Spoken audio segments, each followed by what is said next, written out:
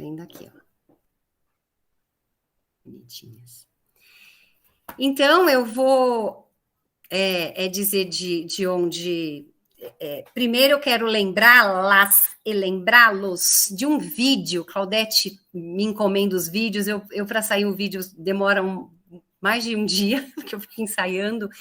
Quando eu preciso resgatar, Claudete, eu preciso falar sobre o que tem nos acontecido, né? Somos pegos muitas vezes de surpresa, porque soltaram um e-mail, né, o ano passado na DRE Ipiranga, acho que foi na DRE Ipiranga, falando dessas salas multietárias, e aí com o burburinho que deu na cidade, a Claudete até pediu para eu estar fazendo um vídeo, né, porque falaram, não era para ter saído, não era para ter vazado, não era a hora ainda.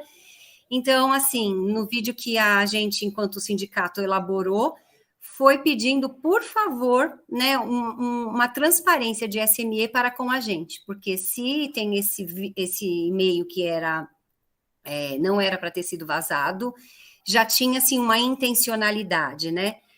E aí houve muita repercussão, muita gente se assustou, né, com aquilo, e a SME disse que era um equívoco, que não era bem isso, tal. Fizemos as nossas indagações, e aí depois vem vindo aos poucos as diretrizes, como quem não quer nada solta um pouquinho aqui, como quem não quer nada solta um pouquinho ali, vai se acontecendo, a gente vai reclamando, nos dito que não, que vai ser uma questão de escolha, mas aí as matrículas vão chegando e sendo efetuadas, e aí quem está lá no chão da escola fica sem saber o que fazer, né? Porque as crianças estão lá, fato. Então, lá na instrução normativa número 42, lá de outubro de 2022, fala sobre as diretrizes gerais para o cadastramentos, e eles elaboram as faixas etárias, né, por idade, berçário 1, berçário 2, e falam ali no artigo 3º, né, dos mini-grupos 2, de 2 a 3 anos e 11 meses, no segundo, a opção mencionada, não sei se vocês conseguem visualizar bem, mas a opção mencionada no parágrafo anterior será a possibilidade, desde que todas as crianças do minigrupo 1 de 21 sejam atendidas nas salas multietárias de 2022, na unidade educacional, e que a supervisão deveria acompanhar a organização, né, para esse atendimento das salas multietárias. E aí depois, Alain, vem uma outra instrução normativa no próximo slide, esse já de novembro, que fala sobre as matrículas, né, os procedimentos para a realização de matrículas, que o atendimento deve ser realizado 6 e-mails, formados de acordo com o nascimento, e eles colocam de novo, essa divisão por faixas etárias que vocês tiveram acesso, mas eu achei importante colocar aqui, porque depois a gente vai disponibilizar esse material, tá? Só para consulta, assim como da pauta. Pode passar. Que aí vem, né, nas regiões onde houver demanda e considerando a universalização de atendimento para a faixa etária de pré-escola, respeitado as capacidades de sala física, o número de crianças nas turmas infantil deverá ser ampliado. Cabe à diretoria regional autorizar excepcionalmente, conforme a necessidade de atendimento da demanda, a criação de turmas no 6, em período parcial, integral, isso eu até vou pular. E as unidades poderão optar pela organização multietária pelo atendimento do minigrupo, organizando a composição das turmas de forma equilibrada, com crianças de faixas etárias que compreendam o minigrupo 1 e minigrupo 2. As turmas multietárias do minigrupo, que trata do 3º artigo, poderão ser criadas com no mínimo 15 e no máximo 18 crianças por educador, né? Aí seria um minigrupo, a faixa etária de 1 1 do 4 de 2018, o nascimento, até 31 do 3 de 2020. Pode passar, 18 crianças por educador. E aí, Alain, eu vou pedir para você me colocar. Tira um pouquinho a projeção só.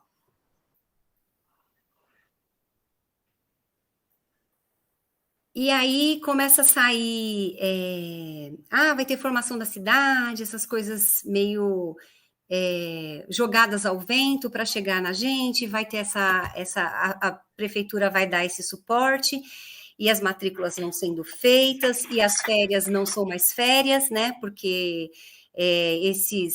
essas publicações, a gente sofreu um tormento geral no mês de janeiro, dizendo desse novo jeito de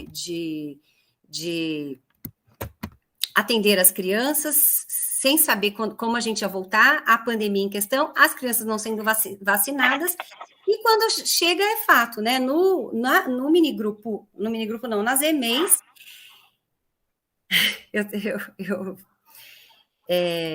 crianças que muitas nem passaram pelo SEI por conta dos 2 anos anteriores estarmos vivendo uma situação de pandemia, chegando com muitas crianças com fralda, muitas crianças com dificuldade de interação, muitas crianças com dificuldade na alimentação, isso também a gente está acontecendo no SEI, e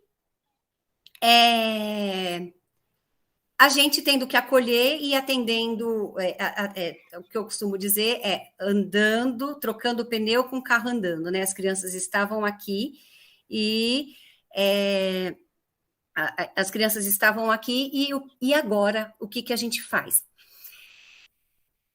Todo tempo, gente, todo tempo, eu falava para as meninas aqui da diretoria, Paula, você é contra a questão da faixa etária, das crianças aprenderem, né, essa questão das salas multietárias?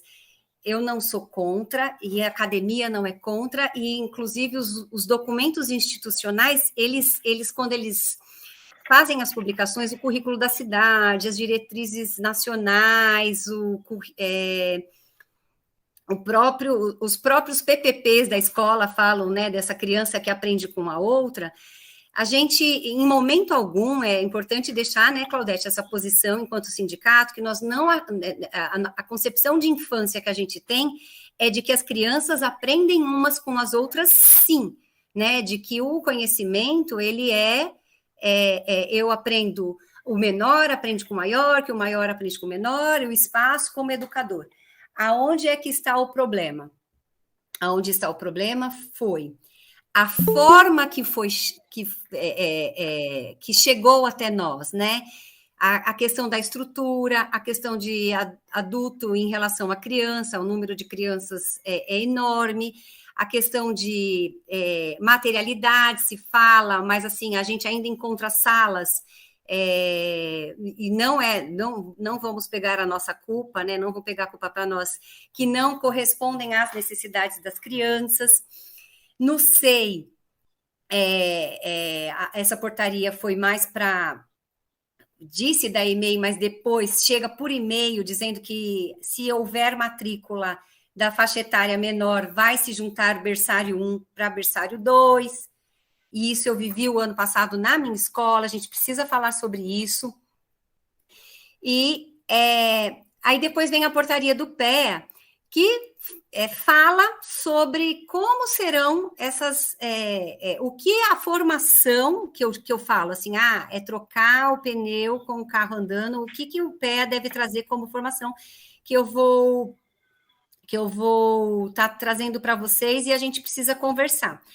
No começo da minha fala, meninas, eu falei assim, calma, eu vou falar um pouco do que está dado, e a gente vai tentar colher aqui com vocês práticas que estão sendo feitas, e no final a gente vai dar os encaminhamentos, tá? Porque a gente viu que tem um manifesto feito pelas coordenadoras, assinado aí por um monte de gente, a gente super concorda, a gente endossa.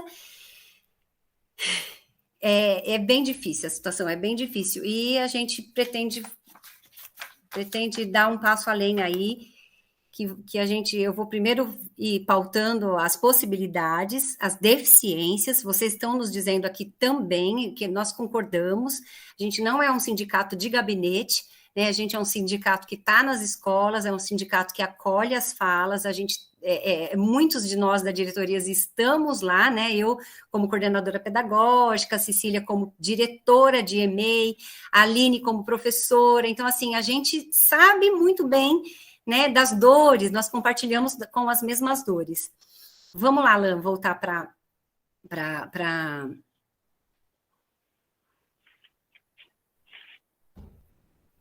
o slide.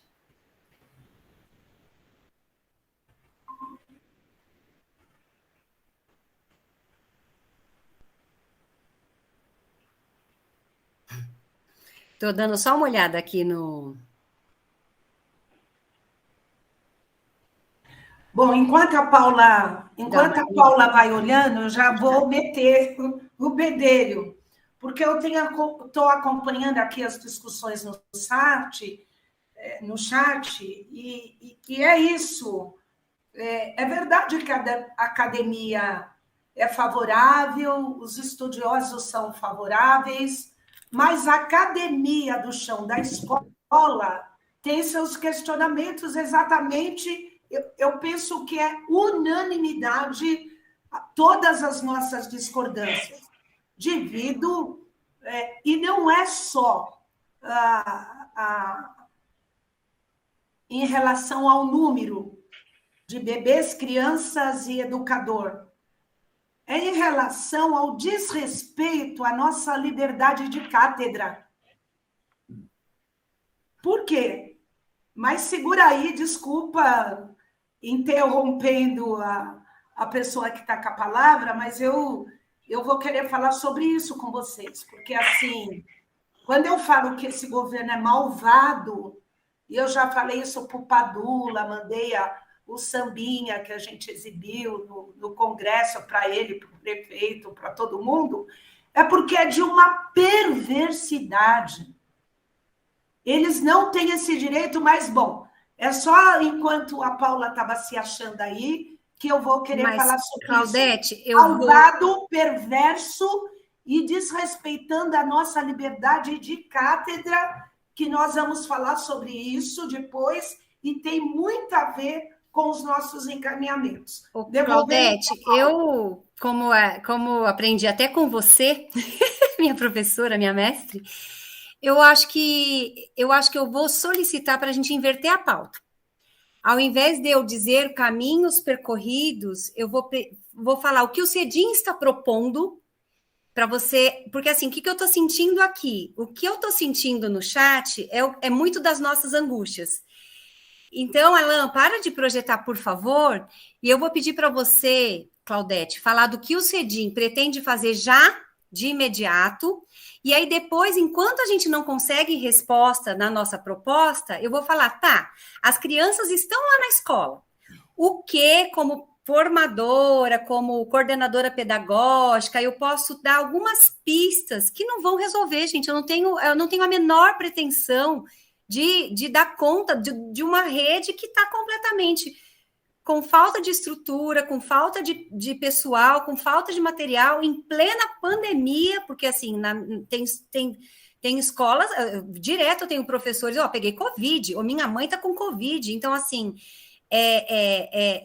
a gente não tem como resolver, mas assim, o que a gente pode ir fazendo enquanto a gente tenta, né, através da judicialização, que aí a Claudete vai poder dizer, fazer com essas crianças que são reais, que estão lá e chegam para a gente todos os dias, né? Eu acho, Claudete, que se a gente inverter a pauta e já falar da proposta e falar que enquanto o CEDIM está encaminhando isso, o que podemos fazer, sugestões pedagógicas, nada também milagroso, porque a gente não tem milagre, mas dizer que a gente está atento e, infelizmente, a gente vai ter que buscar uns outros caminhos que manifesto, assinatura, ligação, postagem no Facebook, a gente percebeu que não está dando conta. O que você acha? Assim, acalma um pouco o coração delas para falar assim, tá, e agora? O que você acha, Claudete? Eu entro? Por favor. Bom, gente, olha, primeiro, oi, Jô, bom dia. Teve um probleminha na entrada aí, por isso que nós iniciamos e depois você chegou, nós não interrompemos, mas daqui a pouco eu mandei uma mensagem para você que você recepciona o nosso convidado e aí você já cumprimenta, nossa vice-presidente presidente aqui, um beijo no coração. Gente, ó, a todos e todas. Eu estou acompanhando essa angústia e o que é importante que nós estamos numa mesma só voz.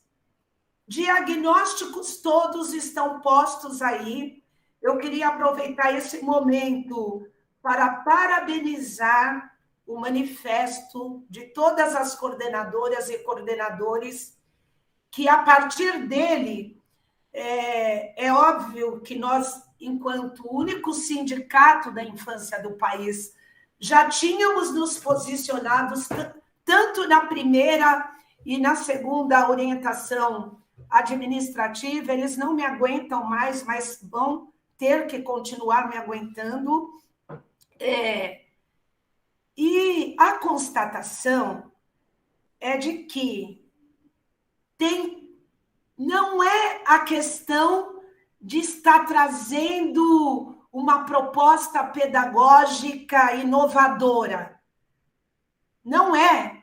Isso faz parte do golpe, da retirada de direitos, do desrespeito.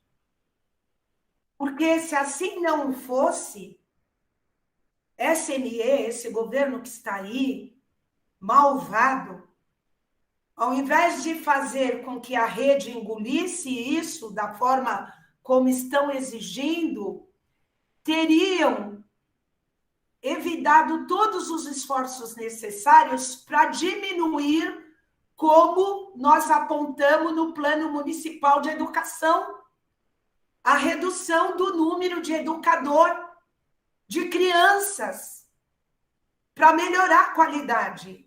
Então, antes de aventuras como essa, que tem toda uma defesa da academia, e eu estou tão brava que eu não sei se tem pessoas aqui que estavam no encontro que eu participei na Zona Leste, com a Mônica, com o pessoal da academia para debater. Pinasa, a Mônica Pesato Pinasa. Isso. E aí eu dizia, e a academia do chão da escola? E os acadêmicos, que para mim são os principais autores? Como é que fica? Alguém ouviu?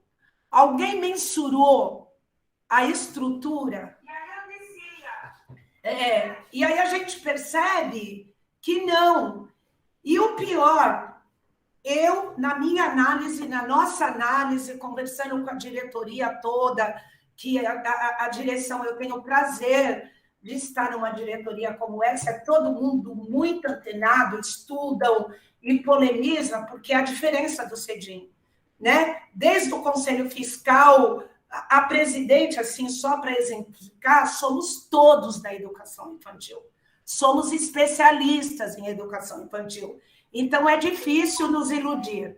E o que nós detectamos, Paula, que eu acho importante socializar aqui com as companheiras e companheiros presentes, é que, por trás de toda essa agressão pedagógica que atinge os educadores, as escolas e as crianças, principalmente, só teve um objetivo. E aí é importante a gente trazer isso aqui para a discussão, que foi a de consertar a meleca que eles fizeram no período do home office, que nós estávamos todos em casa, em 2020, e eles fizeram aquelas matrículas absurdas, um número muito maior de crianças do que comportava a escola.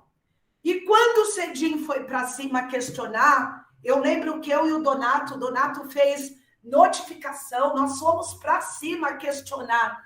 Para lá, como vocês estão matriculando essa quantidade de crianças em berçários, nos minigrupos, nos infantis, sem ter a vaga?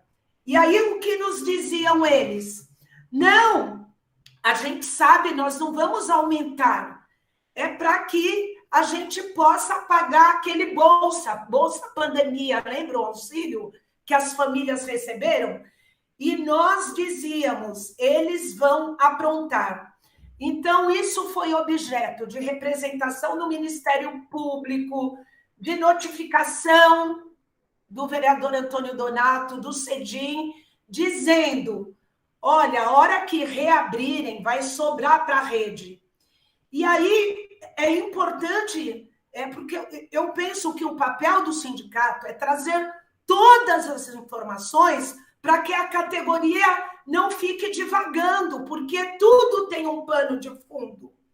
Eles são maldosos. E aí eles têm que dar resposta a esta inconsequência administrativa que eles fizeram. Porque você não matricula e depois fala que não está matriculado, porque o pai que passou, as famílias que passaram a receber matriculadas nesses espaços, elas querem a vaga. Então, tem um movimento, Paula, e é importante nós estarmos antenados. Fecha berçário, as menores vão para o convênio, e toda essa...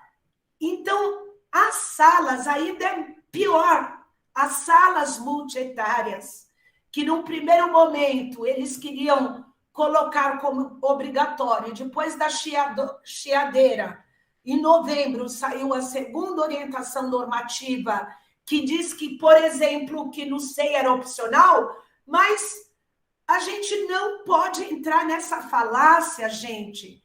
E aí eu quero muito ir na escola, nós estamos indo, a diretoria está indo de segunda a sexta, sábado, e debater, porque a categoria tem que se municiar das informações para saber o que está por trás disso, que é resolver o problema da demanda e dessa meleca que eles fizeram quando das matrículas acima da capacidade nos espaços de educação infantil, SEI e EMEI.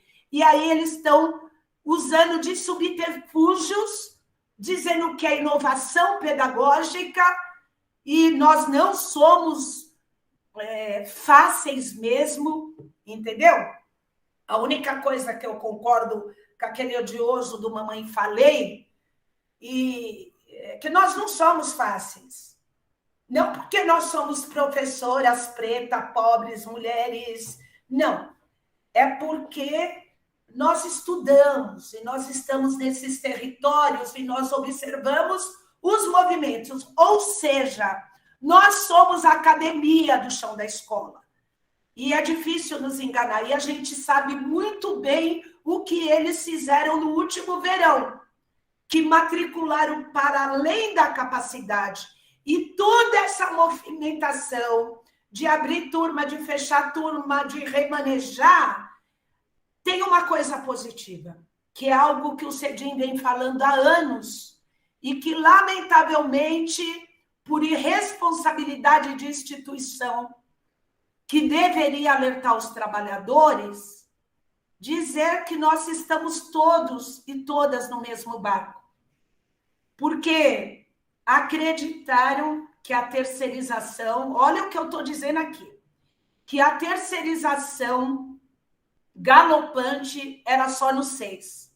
Como é no 6, que alguns acham que é o magistério menor, que é as crecheiras, que é creche, que é uma etapa inferior do ensino, tudo bem, está privatizando, né? Aqui eu quero relembrar do 68, que tem tudo a ver, que nós vamos tratar disso no momento oportuno, e não se atentaram que a terceirização está galopante em toda a educação infantil, que os seis terceirizados indireto atendem de 0 a 5 anos.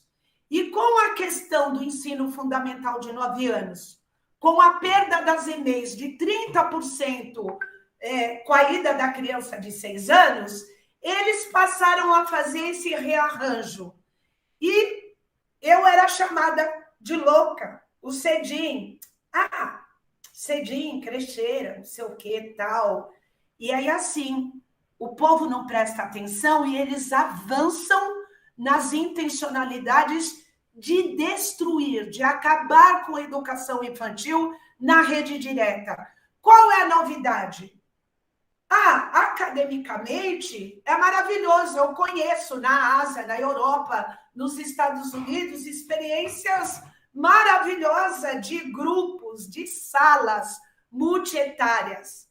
Mas a realidade, todo mundo sabe, é outra. Não é só proporção adulto, criança, bebê. É o mobiliário, é a estrutura, é a valorização, é o suporte de recursos humanos em escolas que usam esse método, né?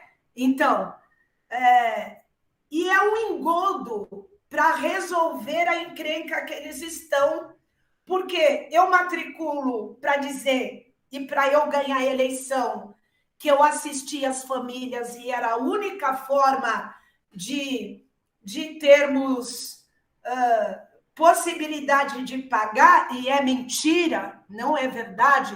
O Donato denunciava isso, e depois usaram essas matrículas também no período eleitoral, Paula, para dizer que tinham zerado a demanda. E aí acham que nós somos idiotas. A gente sabe o que está por trás disso. E aí, na segunda, eu queria voltar, na segunda orientação, instrução normativa, né? Como que é esse negócio aí? É que, mas no SEI não será obrigatório. Como não, cara preta, branca, pálida, amarela e cara de pau? Como não? Chega na escola e os gestores têm que se virar. Eu vou começar a ir para a Zona Sul, porque eu vou pingar, né? Fui para Leste, tem um monte de demanda da Leste, aí a Joélia já me arrastou para Sul. Nós estamos recebendo denúncias de que, deixa eu ver o horário aqui, peraí, para não me perder. Nós estamos, Paula, recebendo denúncias de sala que a DRE manda bebê de 3 meses, 2 meses, 4 meses, em sala multietária de criança de 2 anos e 4. E, pasmem, nem bercinho tem mais. E essas crianças são colocadas no chão. E junto.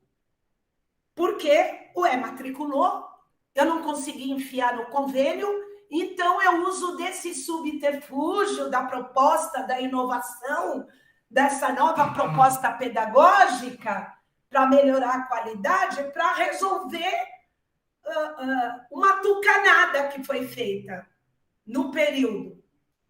E aí, quem paga por isso? Aí, antes de falar o que nós estamos propondo, eu ainda quero registrar algo aqui, que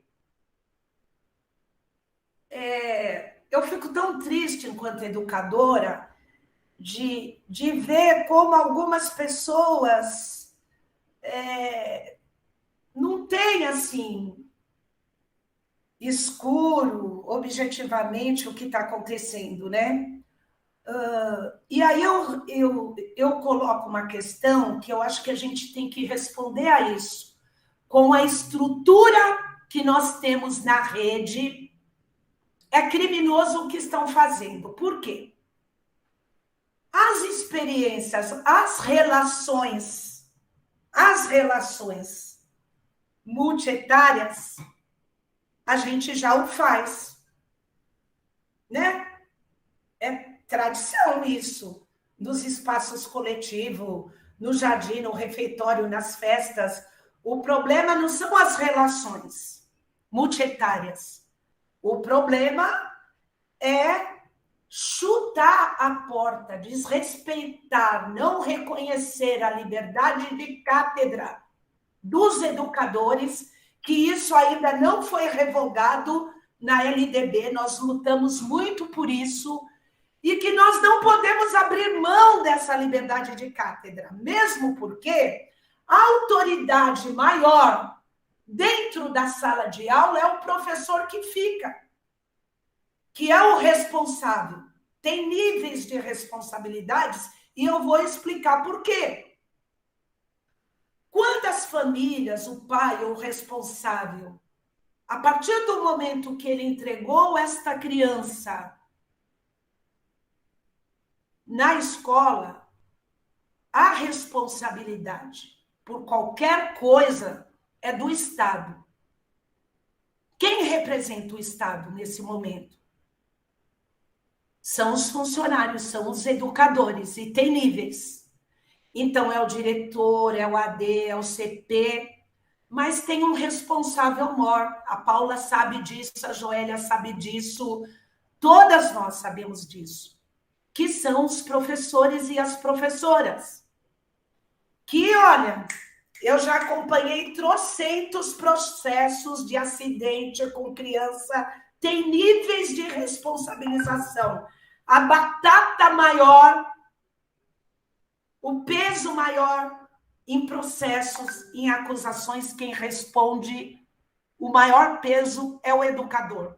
Por isso da liberdade de cátedra, que ela pode ser coordenada, que é importantíssimo, por isso que quando eu fiz a lei, eu coloquei a questão do coordenador pedagógico em todos esses espaços. A gente briga para aumentar nos espaços de CMEI, porque é muito pouco, mas é de uma responsabilidade que não cai para o secretário de Educação, para quem inventou isso, para quem fez essa manobra. E aí é muito grave. A gente pode ter acidentes fatais, como aconteceu em 94, e eu tenho dito, pelos lugares que eu estou andando, que morreram 2 crianças no espaço de um mês, morreram 2 crianças. E a responsabilidade da escola e do professor, e que se não fosse a nossa intervenção, ambas as professoras de 2 creches na época da Zona Leste deveriam estar mofando na cadeia, ainda nos dias de hoje, como homicídio culposo. Foi a partir daí que a gente conseguiu fixar na educação infantil. Lembrando que a educação infantil das antigas creches, que a nossa lei mudou para Centro de Educação Infantil, sempre atendeu de 0 a 6 anos, não é? Tanto é que a formação que a gente organizou e exigiu para ter a mesma do PEIF e do PEI, e aí não dá. Por quê? Vai que uma criança maior caia em cima da cabecinha de um bebê. Ou morde, tem uns que arranca pedaço. O meu filho, o bebezinho, ele mordeu e cortou um pedacinho da orelha de outro bebê. Entendeu? A gente sabe dos acidentes graves que pode acontecer. E não dá conta, não tem proposta, não tem organização pedagógica, pode minimizar, pode orientar, mas não dá conta. Nós não podemos ser boi de piranha nesse processo. Não podemos, porque assim, a estrutura não suporta. Uma ou outra escola pode ser que tenha essa adequação pelo número de crianças, pela disposição do mobiliário, pelo suporte, pela coesão do grupo, que não é uma coisa fácil. Mas a grande maioria não tem. E se não tem, nós não podemos correr esse risco. Bom, eu roubei um tempão da Paula, mas eu quero concluir a minha fala para ela tecer os comentários, dizendo o seguinte: a diretoria analisou, avaliou todas essas questões com muita seriedade. Nós estamos num desassossego desde a primeira vinculação, como dizia a Paula, do documento que não poderia vazar. E nós tomamos a seguinte decisão, depois de um debate árduo com o nosso departamento jurídico. nós estamos trazendo aqui que é uma decisão que nós vamos realizar, porque a gente acha que os manifestos são importantes, os questionamentos contrários, a nossa posição que nós colocamos para a secretaria é importante, mas, para além disso, é nossa obrigação propor ações. E nós iremos realizar no próximo dia 25, que será numa sexta-feira, às 14 horas, um protesto em frente ao Ministério Público Estadual, quando nós vamos entregar uma representação que pede para o Ministério Público acionar a Secretaria Municipal de Educação para discutir conosco, representando os trabalhadores, né, numa relação tripartite aí, um TAC, que é um termo de ajustamento de conduta, onde possa ser revisto esse absurdo. E aí não se trata de paralisação, não se trata de greve, porque a gente sabe de tudo que está permeando aí, as dificuldades de quem está pagando greve e tal, mas nós estamos trazendo isso e estamos convidando a todas as escolas que participem. Fica ali na rua Riachuelo, e é uma rua estreita, e a gente está chamando representações por escola, independente da sua sigla sindical. A gente está pedindo, por favor, não vamos fazer tudo o que for possível para barrarmos isso. Então, dia 25, às 14 horas, depois nós vamos colocar o card. A gente maturou essa proposta, o doutor Antoniel está finalizando de uma forma muito convincente, colocando todos esses argumentos, todas essas queixas, essas observações, que inclusive eu estou verificando aqui no chat, e a gente vai mandar para a imprensa, e, enfim, nós vamos fazer isso, e a gente espera contar aí com a participação de vocês, porque não dá. Então, assim, tem o diagnóstico, todo mundo está falando a mesma coisa, e por que não em frente à Secretaria Municipal de Educação? Por que não essa atividade? Porque nós já falamos, eles já sabem a nossa posição. A secretária fala, Claudete, você só reclama. E aí eu falo, porque vocês só fazem maldades. Então, não tem como. Então, companheiros e companheiras, eu acho que essa questão é muito importante. Eu acho que a nossa secretária de formação tem um tempo agora para fazer a acolhida e continuar a sua questão. E a nossa preocupação aqui, e eu acho que a Paula vai tratar disso, não é a de dizer, não tem jeito, vamos fazer. Ao contrário, é uma preocupação que o CEDIM sempre tem. Olha, enquanto não se reverte, enquanto quais são, não são as verdades absolutas, mas a gente tem que, pelo menos, pensar em alguma coisa para trazer. A nossa responsabilidade é tremenda. E, por fim, na mesa com o doutor Antoniel, ele vai orientar também outros procedimentos. Nós vamos disponibilizar campanhas também de abaixo-assinado, registro de boletim de preservação de direitos. Então, a direção do CEDIM traz essa proposta para vocês de ações para além do diagnóstico, para além das demais coisas, de coisas que não dá para esperar muito para fazer, que nós temos que fazer. Então, eu já vou passar para devolver a palavra para a nossa secretária de formação, a Paula. Claudete, eu acho que nada do que eu falasse iria amenizar essas angústias que elas foram relatando, sem saber quais seriam os encaminhamentos. Por isso que eu pedi para você antecipar, porque assim elas até conseguem me ouvir um pouco mais aliviadas. Assim, é uma posição que muitos vão achar radical e cada um acha o que quiser, né, Claudete? E a gente não pode se furtar a usar de todas as nossas possibilidades, e aí é um convite mesmo para estar lá. Tem gente perguntando aqui no chat qual dia, qual horário, então é dia 25/3, lá às 14 horas, mas a gente vai estar encaminhando também esse convite. É um convite, principalmente as pessoas que tenham um cargo só e trabalham de manhã, esse horário é estratégico, né, às 2 horas da tarde, que saiam das unidades e se direcionem lá para a porta do Ministério Público Estadual, porque é um lugar que dá para fazer um movimento bacana, né? Dá para mexer dá para chamar atenção.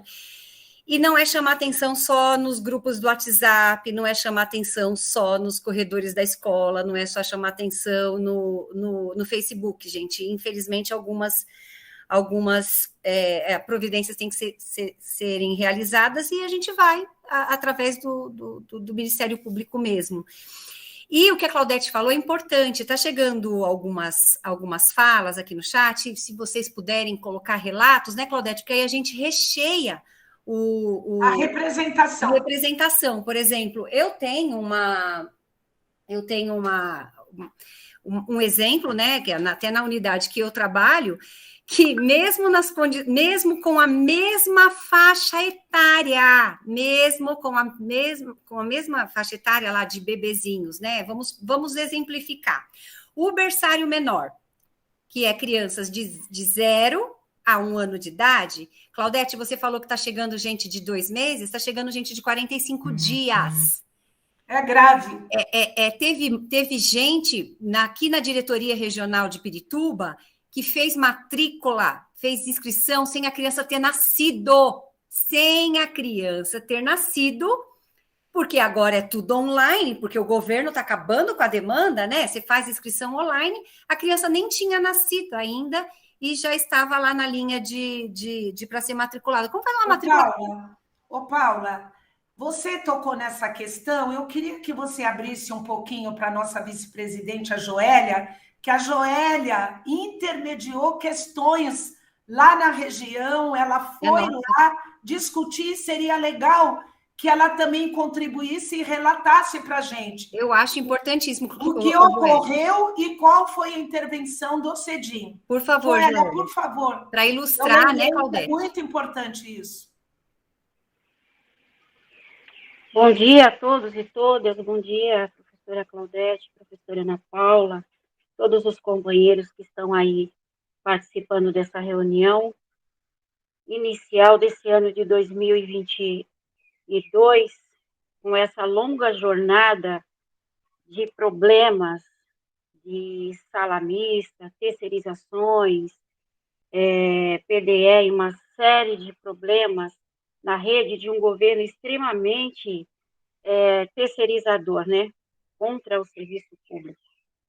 Sala mista começa a pipocar muita demanda e aí não dá para, acompanhando as escolas e as queixas dos companheiros, só com o pensamento de que é uma questão administrativa da escola. Um projeto muito maior, né, de governo que dá o nome de uma nova gestão de modernidade, terceirizar, entregar para as OS. E atrás desse projeto, que pessoas que não conhecem o chão da escola afirma ser bom, né, nos bastidores estamos nós, professores, lá no chão da escola.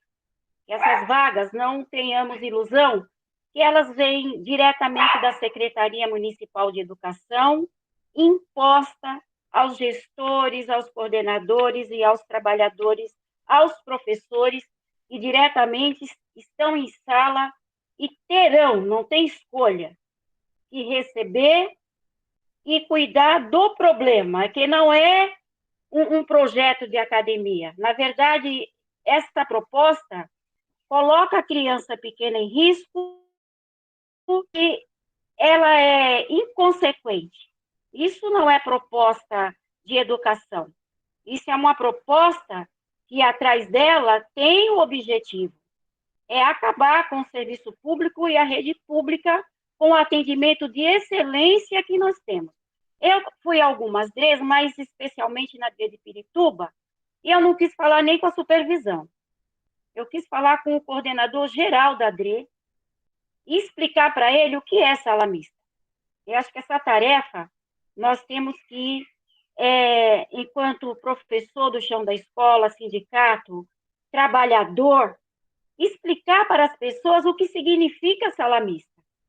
É um projeto perigoso para um profissional, ele jamais vai dar conta de atender. Nós não somos contra a convivência mista. Ela se dá em todos os espaços. Mas o módulo misto para um professor, isso coloca as crianças em risco. É um atendimento ruim, grosseiro, sem visão nenhuma de educação, não contempla ninguém, principalmente as crianças. Como que você vai colocar crianças de várias idades para um professor, né, que precisa de lactário, que precisa de desfralde, que precisa de cadeirão, ser alimentado, uma alimentação especial, com crianças maiores, que já andam, que brinca, que pula, que sobe, que desce. Olha o risco que é isso. Então, eu acho que a nossa tarefa em todos os espaços é explicar o que é sala multietária, não é? Não é a convivência multietária. O CEDIM defende um projeto de unificação da educação infantil, mas o atendimento das crianças pela seu desenvolvimento por etapas, em salas, atendendo muito tranquilamente as crianças nas etapas do seu desenvolvimento, nas suas fases. Isso é uma coisa. Sala multietária é tanto que quando eu comecei a dialogar com as coordenação das supervisões das DREs, elas me perguntaram, mas de quem é essa ideia? Quem fez isso? Isso é péssimo. Então, a nossa tarefa é esclarecer, né, para quem não entende, e mesmo estando na educação, tem muita gente. Tem muita gente na educação que vem, por exemplo, de um outro nível de educação. Ensino médio, fundamental, não conhece o chão da educação infantil. Quando chega, aí a gente tem que ter um diálogo, e eu acho muito importante a ida do CEDIM, tem sido pedido bastante nas escolas para dialogar com os profissionais de A a Z, viu? Não é só os professores. Tem muita gente que vem e que não conhece o chão da escola na educação infantil. É mais ou menos isso, mas a Claudete já se expressou muito bem, Paulinha está dando andamento. Eu acho que é isso. Precisa conhecer para poder defender uma coisa tão ruim.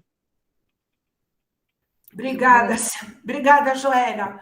Paula, eu vou agora falar com você. Vou falar de novo você dá conta dos bebezinhos, né? Vamos começar dos bebezinhos, porque quando a gente fala em salas multietárias, salas mistas, e aí eu convido vocês para olharem para uma salinha, para começar essa questão, para umas salinhas que é o B1. A salinha do B1, gente, atende crianças de 0 a 1 ano. Vocês sabem o que é um bebê de 1 mesinho? Vocês sabem que é o bebezinho de 2 meses?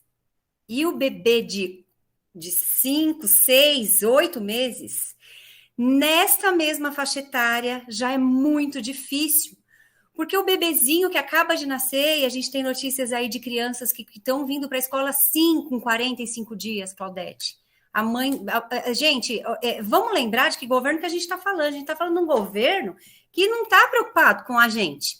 O desemprego está aí, né? As pessoas estão conseguindo trabalhar de forma informal, não tem licença maternidade, as crianças nascem, as mães precisam sair para trabalhar e deixar as crianças, ainda que bem pequenas. A gente se assusta quando no começo do ano chega um bebê bem pequenininho, né? Parece um bonequinho assim enroladinho, você vê um bebezinho que vem para a escola. Esse bebê, gente, da onde ele veio? Ele acabou de sair do útero materno. Ele acabou de sair daquele redondinho.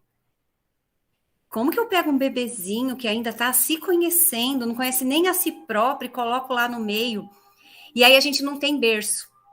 Porque os berços, né, houve o que eu falo, nem 8 nem 80, né, porque se você tem a ideia de berços para contenção, para colocar as crianças maiores, antigamente a gente via, né, muitos berços no 6, e as crianças ficavam, né, vários berços, aí falando, não, tira os berços, as crianças precisam ter um movimento livre, precisam mesmo, mas tem uma faixa etária que é crucial, principalmente esses primeiros meses onde a criança ainda está se reconhecendo. Então, eu quero dizer que eu, né, como eu digo que a gente é do chão da escola, o ano passado recebi tudo que a Claudete falou, a gente viveu, de matrículas fantasmas, e no manifesto tem isso, dessas matrículas fantasmas. O Claudete, acho que a gente pode também disponibilizar para as meninas nos grupos de WhatsApp, para quem não teve acesso. Eu pensei que tivesse sido super, super compartilhado, e você vê, teve gente que não teve acesso. Então, se sobrar tempo, eu vou ler, eu acho que vale a pena, tá lendo, porque ele pontua bastante. Então, a gente recebeu essas crianças aí que eram fantasmas. A gente recebeu uma criança de 4 meses. Eu só quero contar um pouco do que a gente viveu na escola para dizer que para ilustrar o que muitas escolas estão vivendo, né? Então, eu recebi crianças de 2 meses o ano passado na minha escola e eu não tinha berço. E no plano de compras, né, que a gente precisa seguir o regimento, a gente não tinha o berço, porque nós não estávamos vislumbrando, né, a aquisição de berço, e a gente não podia comprar, precisava mandar um e-mail para a DRE para autorizar a aquisição de berço, porque um bebê ia chegar. Tá, ele chegou, vou pôr no chão, como a Claudete disse, vou pôr um bebezinho de 2 meses no chão. E aí nós mandamos um e-mail para a secretaria, né, para a Diretoria Regional de Educação, que me mandou, adivinhem o quê? Um e-mail com 8 folhas dizendo sobre a contenção dos bebês, que precisa ser avaliado, e adivinha, de documentos que eu tive o prazer de compor a equipe e ajudar a escrever do quanto isso era complicado, que o berço precisava ser repensado, que as crianças precisavam do movimento livre, mas aí eles colocam tudo no mesmo balaio. Gente, dentro dos bebês, dentro das crianças de um ano, né, de 0 a 1 ano, tem os que necessitam desse espaço reservado, que precisam de mais horas de sono, como eu já vi aqui, as meninas escreverem. Aí eu estou falando de bebês que engatinham. Como que eu vou colocar um bebê que está começando a andar, perto de um que engatinha, numa sala muitas vezes muito pequenas, né? E aí eu preciso dizer, por exemplo, quando eu tive a oportunidade de trabalhar numa escola que tinha sim, e eu já tive a felicidade de viver essa experiência das salas mistas, das salas multietárias, que era uma rede, na rede conveniada, mas, gente, foi um espaço pensado pelos educadores, pelas famílias, pela academia que ajudou a gente a pensar, tinha uma infraestrutura, tinha espaço para tudo, tinha espaço para esse bebê, tinha espaço para as crianças que queriam dormir, tinha espaço para as crianças que estavam acordadas, o ambiente como educador, que é diferente você mandar 13 crianças para uma sala de 4x4, que mal cabe a gente, né? Então, assim, mesmo na mesma faixa etária, a gente sente isso. E esse bebê do ano passado, que chegou com 2 meses, ele foi matriculado na sala do B2. Então, eu tinha um bebê de 4 meses, junto com bebês de 1 ano, 2 anos, e com a proposta de não ficar ali na sala de aula, né? Porque a ideia, sim, é ir para o parque, é ir para as áreas externas, levar para tomar sol. Essa criança precisa de sol, né? Pensa a gente em casa com o bebezinho saindo lá às 10 horas da manhã. Então, o que acontecia? As professoras faziam o que podiam, mas é um bebê que demanda, no caso, era um bebezinho, E aí, o que acontecia? Eram duas salas, então eu tinha uma turma grande, mas que ficava uma professora por conta desse bebê, e a professora acabava que ficava com quase duas salas. Porque tem pouca gente, tem pouco apoio, tem pouca infraestrutura, como vocês mesmos disseram, pouco apoio, né? Então, acabava que comprometia o desenvolvimento das outras crianças. Quando eu reduzo o que a gente briga, né? Essa proporção adulto-criança, que já é pequena, e aí eu vou para uma sala com 2 educadoras, com 14 crianças, que aí eu preciso que uma fique meio que ali cuidando, né, mais desse bebê, e a outra fica com quase que 2 turmas, né? Para locomoção é difícil, para dar mamar é difícil, o bebê, ele é muito rápido, né? Um dia ele está parado, no outro dia ele vira. Então, assim, só para dizer para vocês como foi solucionado, falaram aí de envolver a família, é bem importante também, a família procurou a Dre, a gente disse que a gente gostaria de acolher, mas precisava do mínimo de infraestrutura, e para resolver a gente acabou conseguindo doação de berços, assim, para poder atender essa criança.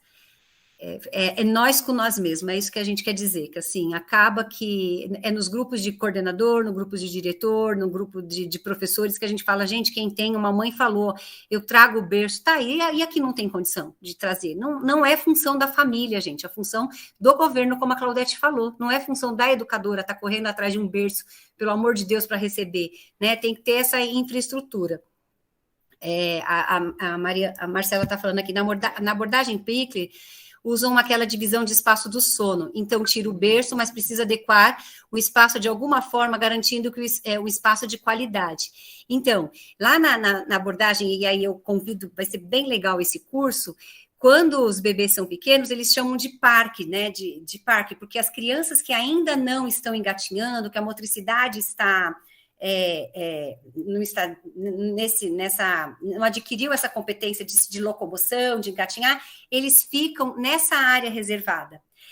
E os bebezinhos menorzinhos ainda, antes de 2 anos e 2 meses, eles precisam do berço. Por quê? Porque um espaço muito grande, ele perde a localização, ele perde a noção do espaço, ele não se reconhece, ele está conhecendo o mundo, e aí se coloca ele no mundão. O pisar, gente, vamos pensar, você no chão e as pessoas andando, o adulto andando, até trepida o chão. Então, assim, isso pode trazer consequências seríssimas para esse bebê que está aí lá iniciando o seu desenvolvimento nessa situação, de que hora pode vir, né, um bebê, assustá-lo, passá-lo próximo, uma hora a pisada do adulto. Então, assim, é tudo muito sério, tem que ser tudo muito bem pensado, tem que ser muito planejado, né? E vamos crescendo. Lá, o berço é essencial. Então, assim, enquanto educadoras e educadores que somos, a gente precisa saber fazer a leitura de que, e vai para além da idade, né? Acabar com esse negócio de tantos dias, tantos meses, tantos anos, tantos dias e tantos meses, porque a gente tem que saber que o desenvolvimento de uma criança para outra é dela, o ritmo de cada criança, né? Então, assim, não dá para a gente falar assim, vai usar o berço só até, 4 meses. Não sei, né? A criança que está ali que vai me dizer qual que é a hora, né? De tirar desse canto que a Marcela falou e colocar lá junto com os que já se locomovem, ou tirar do berço e colocar em outro lugar. Então, assim, como a gente observa e atende às necessidades de cada criança, com essa quantidade com esse espaço que a gente tem nessas condições. Um outro dado que eu quero abordar, então, assim, esses berços de camping, né, que antes tinha e aí se sumiu com os berços, eles são úteis, mas a educadora também precisa saber que vai ter um momento dele ser usado e vai ter o seu momento dele ser tirado e guardado, que é o que a gente sempre fala, né? Evitar, porque não é a ideia de conter, a ideia é de proteção para esses bebês que, dependendo da faixa etária, é necessário, né? Então, o bebê começou a engatinhar, começou a ganhar essa autonomia, não precisa mais, então é a hora de desmontar e seguir. A questão das salas de aula. Muitas salas de aula, né? O que a gente fala que a escola precisa de um tempo para se organizar, para ver essa diminuição de crianças no espaço para a relação proporção adulto-criança, a educadora sai realmente, como foi dito aqui, para trocar, e muitos berçários não têm visão das crianças que ficam. Então, é muito comum, né, para resolver o problema, as educadoras colocarem o colchão no chão e trocar os bebês sem a dignidade, vamos chamar, né? Então, quando a gente fala que a criança ela precisa cuidar e educar indissociável, esses momentos de troca, esses momentos de banho, esses momentos de alimentação, é ali onde eu vou desenvolver esse meu vínculo com esse bebê, é onde eu vou trocar olhares, aonde eu vou ver a demanda deles, porque no decorrer do dia eles estão mais à vontade, né? Eles estão interessados nas experiências deles. E esse momento de troca, esse momento de banho, esse momento de alimentação, ele é o que vai garantir a nutrição afetiva. Como que eu faço isso com o colchão, eu agachada no chão, com a criança, às vezes, chorando do meu lado, né? Porque eles choram, e eu choro como linguagem, está aqui chorando. Aí eu não fico nem dando atenção para esse bebê que está ali sendo trocado e nem para o que está chorando, né? E o que a gente percebe, principalmente no SEI, né, que é do que eu estou falando nesse momento, é que tem momentos que é aquela loucura, né? Aquele momento de entrada, que é aquela loucura que você tira do colo da família, e aí é o momento de choro, aí o pessoal do apoio está organizando a entrada, aí as professoras estão ali se desdobrando para receber as crianças, ao mesmo tempo você tem que sair contando para passar para a cozinha quantos passaram e quantos vieram, né, para preparar as mamadeiras, e aí que muda de bico, que muda de copo, que muda de alimentação, que precisa estar muito atenta a isso, então precisa ser nominal. Gente fica contando, pouca gente para dar conta de tantas coisas, e em horários tão preciosos, né, que é o momento da alimentação, da acolhida, da troca, né? Então, a gente sente que precisa recuar. Então, assim, qual que seria um espaço ideal para receber essas crianças, né? Que tivesse minimamente o suporte, né, para você fazer a troca, que tivesse minimamente, a gente está com essa ideia, Claudete, de 1,5 metro de crianças por sala, eles desconsideram armário, eles consideram mesa de professor, eles desconsideram inclusive o professor na sala de aula, né? Então, eu penso que a gente pode lutar também para ampliar o espaço da criança, né, proporção adulto-criança, porque esse de 1,5 metro não comporta. Numa sala que a educadora, para chegar até a criança que está dormindo, precisa meio que espremer o seu pé entre um colchão e outro para poder chegar lá naquela criança que está precisando dela. Então, essa proporção adulto-criança está equivocada, essa proporção de espaço de sala de aula está equivocada, porque a gente não consegue nem se locomover na sala. Então, está bem complicado essa situação lá na escola. Nas EMEIs, onde a gente o que aparentemente, né, muitas escolas já vinham desenvolvendo a questão dos quintais, dos parques, né, dessa interação entre crianças menores para crianças maiores, já estava num movimento que as educadoras, e, gente, eu vou pedir para a gente tomar cuidado também de envolver toda a equipe escolar, né? Assim, não pode cair nas costas da educadora, é uma equipe, então, assim, não dá para só as professoras resolverem, né, o que vão fazer com essas crianças.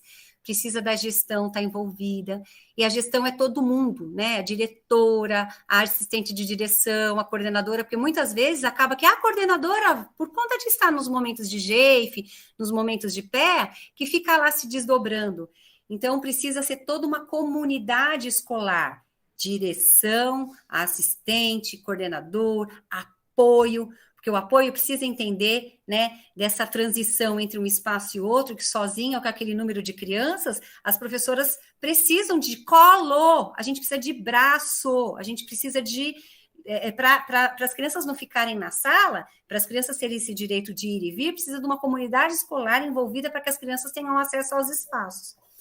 E aí, gente, essa questão que as crianças foram para a EMEI sem ter passado nem pelo SEI, que a gente reconhece a diferença da criança que passou pelo SEI, até para organizar a mochila, gente, para poder tirar a agenda da bolsa, para fechar o zíper, né? A gente consegue identificar muita diferença nas competências adquiridas de quem vem direto de casa e quem já passou por uma instituição.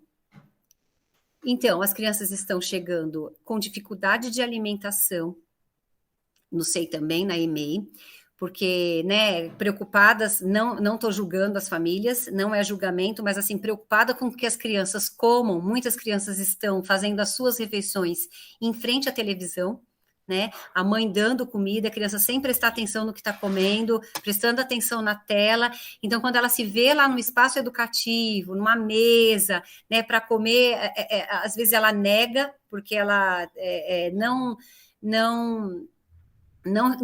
reconhece muito dos alimentos que a gente tem que oferecer para as crianças, né? Aí você chama para a mãe, ele come em casa? Come miojo, ele gosta de macarrão. Você vê que é uma alimentação que não atende à demanda que a criança precisa, né? Então, assim, a gente está enfrentando crianças, muitas crianças que estão vindo com fraldas. Então, você tem lá 35 crianças, como as meninas estão escrevendo aqui no chat. Dessas 30 crianças, eu não sei se vocês têm ouvido falar, mas o índice de crianças com suspeita de autismo está gigantesco. A gente não sabe o reflexo da pandemia em relação a essas crianças que estão chegando. Eu tenho notícia que em várias salas tem como exemplos de 3 crianças com suspeita de autismo por sala, então mesmo as crianças que estão, mesmo as professoras que estão no módulo, que a gente acaba tentando se organizar para falar assim, vai naquela sala que tem uma criança que precisa de mais ajuda para apoiar a professora não sabe nem para que sala vai, de tanta sala que está precisando de ajuda ao mesmo tempo. Paula, você terá 15 minutos, mas eu estou aqui coçando a garganta para dizer uma coisa que eu acho importante pontuar. No SEI é difícil, na EMEI é difícil. Mas vamos pensar que na educação infantil é difícil. Vamos romper com isso. Por quê? A questão da sala multitária, ela desconsidera tanto no SEI como no EMEI, no CEMEI, que a gente tem uma gama de situações, como, por exemplo, os NEs, as crianças que não têm laudo, que ainda estão em processo investigativo, e a gente sabe o fórceps que é para a gente conseguir alguém de apoio para auxiliar nas dificuldades que a gente lida, não tem como com as crianças de necessidades especiais. E aí uma observação que eu ouvi numa das escolas e eu fiquei em cólicas, mesmo não tendo mais útero há 10 anos, que o bebezinho de 15 dias, de 45, de um mês, não sei o quê, ele está naquele processo de dor de ouvido, de cólica, de gases, de a necessidade mais constante de se alimentar, de dormir. E que loucura é essa? É criminoso. É criminoso. E aí, como a gente tem pouco tempo para você concluir, eu ainda queria dizer algo que eu tenho dito nas escolas e eu queria que vocês pensassem nisso. Tem essas dicas, mas também nós temos mecanismos. Eu, quando vereador, eu aprovei uma lei que obrigou a ter CIPAs em todas as escolas municipais. Lei de uma PEI, de uma PAGE, de uma de vocês. E a gente tem que fazer a CIPA se posicionar em relação a isso. E o conselho de escola, que a gente brigou tanto para ser um espaço de decisão, nós temos os gestores, os companheiros, de dividir essa questão, pautar no conselho de escola. É muito grave. E tomarmos essa posição. E tem que ter ata, e tem que ter uma posição também do conselho de escola. Temos que chamar pais representantes do conselho de escola para engrossar essa representação. Então, eu só queria dar essa dica, porque eu acho que também é importante, né? Então, trazer essa coisa, as necessidades, elas são muito diversas e complexas. E mesmo na EMEI, a multietária, é um absurdo. O professor não tem condições, porque assim, já tinha que ficar antenado para dar conta dessa criança que veio traumatizada, que passou por luto. E ainda não nos esqueçamos que o Dória, para alavancar sua campanha para presidente da República, e lembrando que o Dória é o Bolsonaro de calcinha mais apertada, é o mesmo grupo, com todo respeito, a quem votou, a quem apoiou e a quem... Bom, enfim, de que...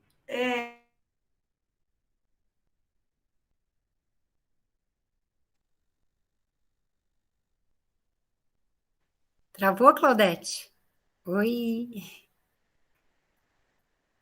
Acho que a Claudete travou. Vamos ver se ela volta. A gente não... Voltei? Voltou. Nós temos que pegar todas essas possibilidades. Então, é conselho de escola. Nós temos que dividir isso no conselho de escola. Nós temos que exigir a nossa liberdade de cátedra. Eu sugiro aos coordenadores revisitarem a LDB.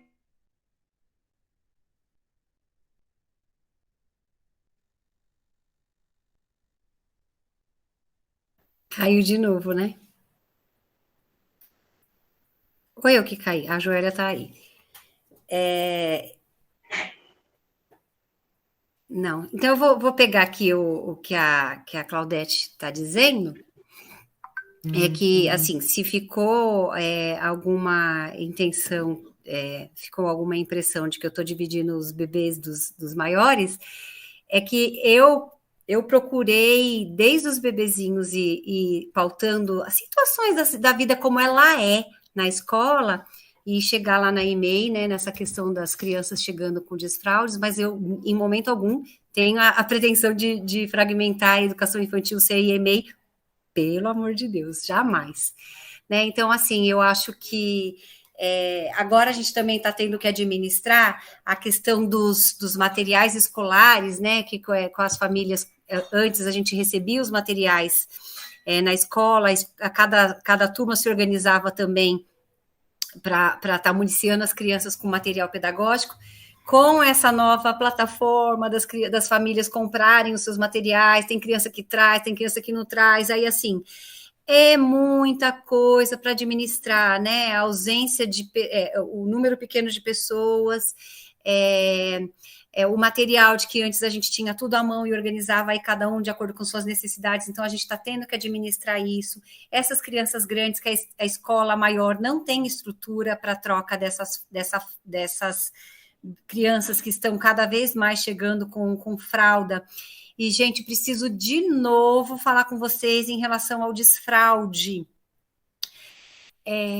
O desfraude, ele não é, como eu já disse hoje, né, essa questão cronológica, né? O desfraude, para a criança ser desfraudada, ela precisa de uma consciência corporal, né? e de controle mesmo dos esfínteres. E aí tem e a gente vai poder conversar sobre isso lá no curso com mais calma, mas assim, tem uma ideia de que eu tiro a fralda e ele já está sendo desfraudado, mas não, é uma consciência corporal, é um trabalho de equipe, é um trabalho que a família tem que alinhar com as educadoras da escola, né? A criança precisa de se conhecer, identificar que aquilo não faz parte dela. Então, assim, eu acho que esse momento de pandemia, dependendo das experiências que ela viveu em casa, comprometeu seriamente, né, essa noção de si, né, a noção de mim, a noção do outro, a noção dos meus músculos, a noção, inclusive, da hora de eu fazer xixi ou me incomodar com o cocô. Então, que na escola, não sei, a gente conversa muito, na EMEI chega essa novidade aí, né, de não saber nem por onde começar nessa estrutura que a gente tem, que não está preparada para receber tanta diversidade de tantas. Um nome bom, assim, pensando que as crianças são únicas e cada uma tem as suas especificidades, né? Deixa eu ver o que está falando aqui. Olha lá, a questão do material. Acho que a Claudete volta, gente. Caiu, mas ela volta.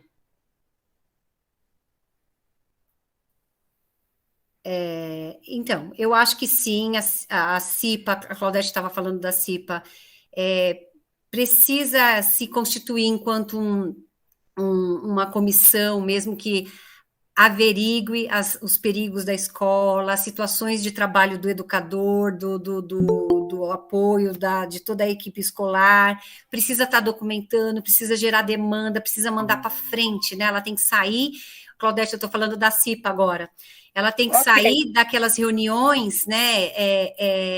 Infelizmente, preciso dizer, algumas vezes a pessoa também se inscreve para fazer parte da CIPA pensando na evolução.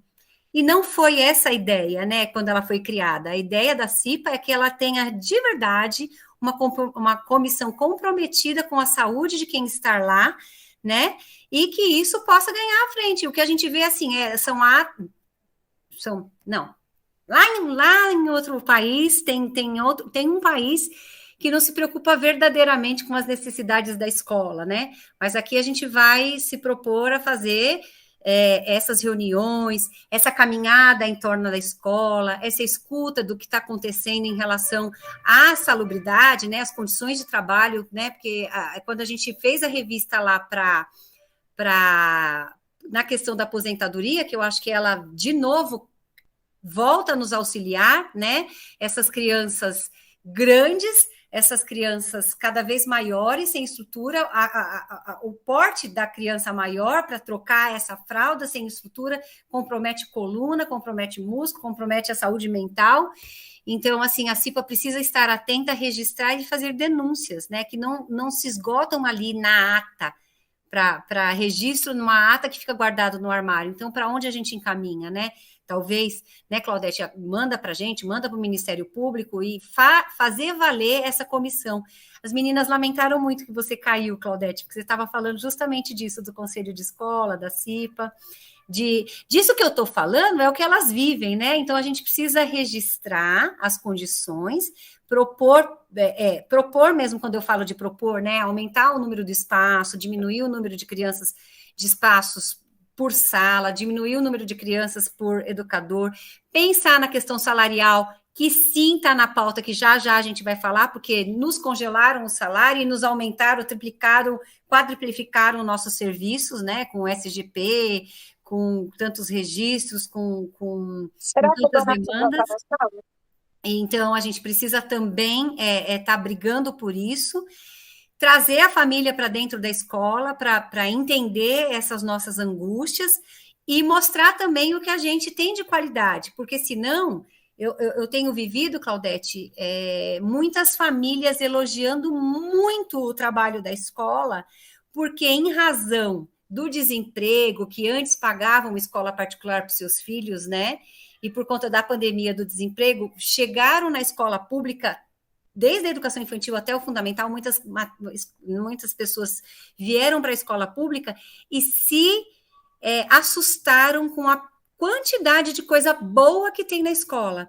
Então, assim, a gente precisa dizer do que a gente dá conta, que a gente sabe fazer, porque senão começa a falar assim, lá, não sabem fazer, lá, não sabem como começar, e não é isso que a gente está falando. A gente sabe fazer, a gente estuda para isso, a gente se capacitou para isso, mas a gente precisa de estrutura, de suporte. Então, essa sabedoria de anunciar o que é bacana, o que a gente dá conta, o quanto a escola pública é potente, é de qualidade, o quanto ela tem profissionais qualificadíssimos, né, que a gente tira leite de pedra, e dizer de que a gente precisa aí desse apoio que a gente sozinho não dá conta.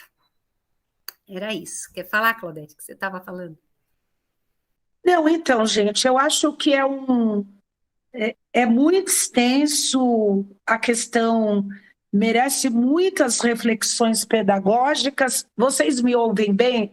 Pela primeira vez, eu acho que os traidores, os que não querem que a educação infantil continue falando, estão me jogando pragas. Caiu tudo aqui na minha casa, entendeu? Eu entrei em 3 computadores, caiu tudo, e eu estou do celular, eu não tenho nenhum retorno. Primeiro, eu queria perguntar se o Donato já está na sala e dizer que ele não está.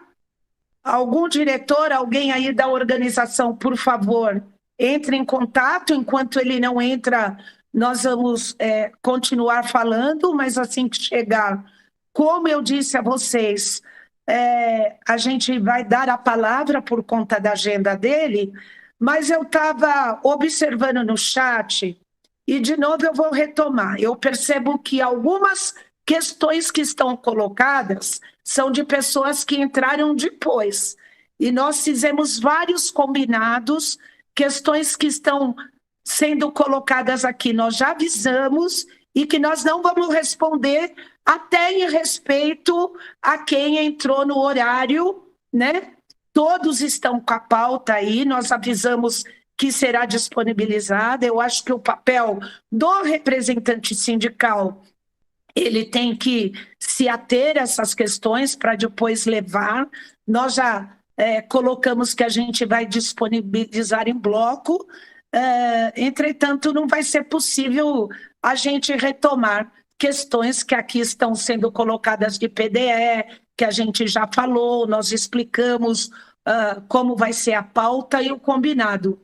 Não se esgota, não se esgota. Mas é importante registrar, para quem não ouviu, que nós vamos realizar no dia 25 um ato onde nós estamos conclamando para as representações todas das escolas independentes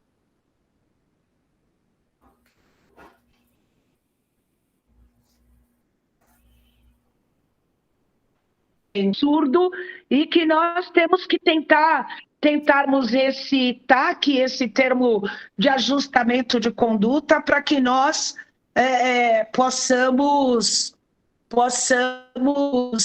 dar respostas efetivas. E aí fica a dica, né, do conselho, do boletim de ocorrência, que depois, ao final, o jurídico vai estar explicitando como se faz.